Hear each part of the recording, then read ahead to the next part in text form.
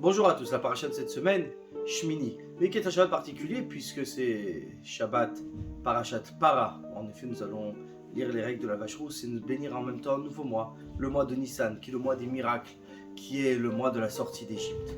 Mais revenons justement sur ce Shmini, ce huitième. Pourquoi appelons-nous la paracha Shmini huitième alors que c'est bien le premier jour d'inauguration, premier jour de service, premier jour où Aaron, le grand prêtre, va servir avec ses fils. Les 7 jours qui ont précédé, c'est Moïse qui faisait le service et qui apprenait, enseignait aux Kohanim à faire ce service. Pourquoi l'appeler le huitième?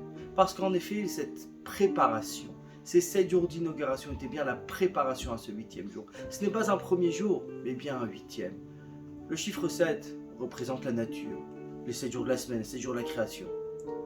Le chiffre 8 représente l'au-delà. C'est-à-dire qu'au bout des 7 jours, il y a le huitième jour. Au bout des 7, après le travail naturel, il faut passer au travail de l'au-delà. Et ce qui est bien en fait, la période que nous vivons. La période que nous vivons qui est ce travail juste avant la venue du Mashiach, juste avant le dévoilement de ce chiffre 8. Le chiffre 8 qui représente les grands dévoilements comme la shrine à la présence divine a résidé à ce moment-là au temple.